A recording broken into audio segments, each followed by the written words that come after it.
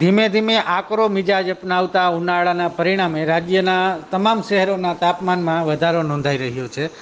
પરિણામે કાળઝાળ ગરમી પડતી હોવાથી ગરમીને લીધે હીટ સ્ટ્રોક ઉપરાંત ઝાડા ઉલટીના કેસોમાં પણ વધારો નોંધાઈ રહ્યો છે।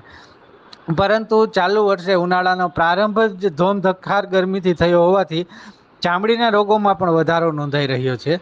ત્યારે જામનગરમાં આવેલ આયુર્વેદ હોસ્પિટલમાં દરરોજ 100થી વધુ ઓપીડી થઈ રહી છે, જેમાં સ્કિનની સમસ્યાના રોજ 20થી 25 ઓપીડી સામે આવી રહી હોવાનું જાણવા મળી રહ્યું છે।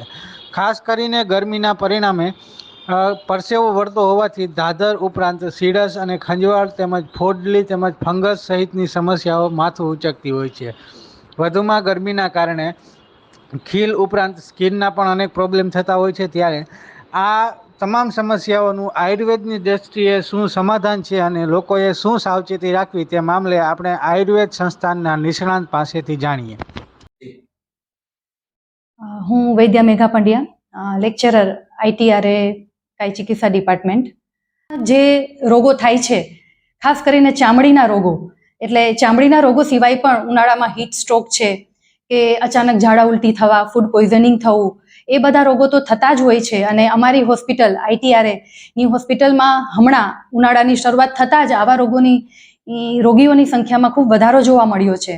પણ જામનગરની જો હું વાત કરું તો જામનગરમાં જે ભેજવાળું વાતાવરણ અને સાથે સાથે ગરમીનો પારો અત્યારે જે ધીમે ધીમે ઊંચે ચડે છે, એના કારણે સ્કિનના રોગો જેવા કે શીડસ છે, ફંગલ ઇન્ફેક્શન ખાસ કરીને અત્યારે વધારે દર્દીઓમાં જોવા મળી રહ્યું છે। એથ્લેટ ફૂટ છે, એટલે કે આંગળીઓમાં, હાથના અને પગની આંગળીઓમાં જે રસી અને જે ખંજવાળ આવે છે એ પણ વધારે જોવા મળી રહ્યા છે। આ ઉપરાંત ચામડીના જે જૂના રોગો હોય, જેમ કે કોઈને ખરજવું હોય, સોરિયાસિસ હોય, એવા રોગો અત્યારે ઉથલો મારવાની શક્યતા વધારે હોય છે। એટલે ઇન શોર્ટ કહીએ તો ફંગલ ઇન્ફેક્શનના કેસીસ અત્યારે અમારી ઓપીડીમાં દિવસમાં જો અમારી કાય ચિકિત્સાની 100 કે 150ની ઓપીડી હોય તો 20થી 25 સ્કિનના દર્દીઓ અત્યારે જોવા મળે છે। અને આયુર્વેદ થકી અમે પથ્યનું પાલન કરાવી અને આયુર્વેદની દવાઓ આપી અને ઘણા બધા રોગોની સારવારમાં અમે પ્રયત્ન કરી રહ્યા છીએ। ITRA હોસ્પિટલ સોમવારથી શનિવાર સુધી સવારે 9 વાગ્યાથી લઈને 9:45 વાગ્યા સુધી ચાલુ હોય છે। બધા વિભાગો અલગ અલગ 14 વિભાગની ઓપીડી છે અને હમણાં ઘણી નવી સ્પેશિયલ ઓપીડી પણ શરૂ થઈ છે। અને સાંજના સમયે 3:30 થી લઈને 5:45 વાગ્યા સુધીનો સમય છે, પણ શનિવારને બાદ કરતા બાકી રજાના દિવસોમાં બંધ હોય છે। બાકી ચાલુ દિવસમાં સવારે અને સાંજે બંને ટાઈમ અહીંયા ડૉક્ટરનો લાભ લેવા સૌને વિનંતી છે।